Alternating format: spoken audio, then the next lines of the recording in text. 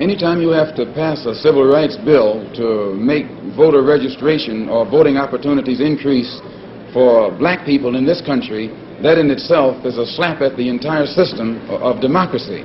The only thing that will affect voter registration is when our own leaders form some kind of political education program that makes our people become more politically mature, politically alert, and aware of what their involvement and participation in politics will bring them. So it's not so much voter registration without voter education is a waste of time. Legislation will do neither.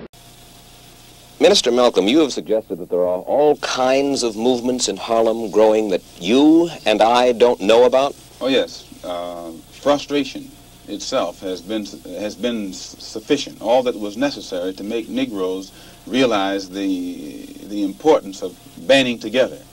And Negroes are banding together. Banding together in what kind of movements?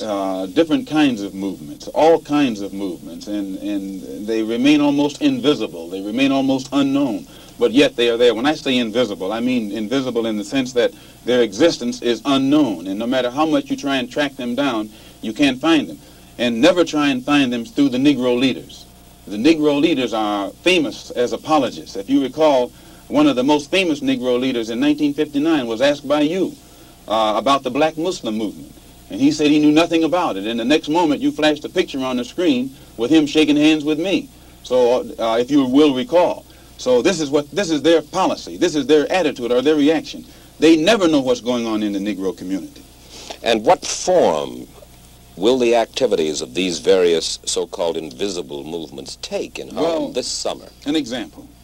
Commissioner Murphy. Almost every statement that Commissioner Murphy makes would give you the impression that he's encouraging the police, rank-and-file policemen, that to take whatever method or measures necessary to hold the Negroes in check. He feeds the type of statistics to the white public to make them think that Harlem is a complete criminal area, that everyone is prone toward violence. This gives the police the impression that they can then go and brutalize the Negroes or suppress the Negroes or even frighten the Negroes. Whenever something happens, 20 police cars converge on one area. This doesn't frighten Negroes. So it means that someone is either misinforming Commissioner Murphy and making him use tactics this year that he would not use 4 years ago, or that the former policeman Kennedy would not use. And this force that is so visible in the Harlem community creates a spirit of resentment in every Negro. They think they're living in a police state and they become hostile toward the policeman. They think that the policeman is there to be against them rather than to protect them. And these thoughts, these frustrations, these apprehensions automatically are sufficient to make these Negroes begin to form means and ways to protect themselves in case the police themselves get too far out of line.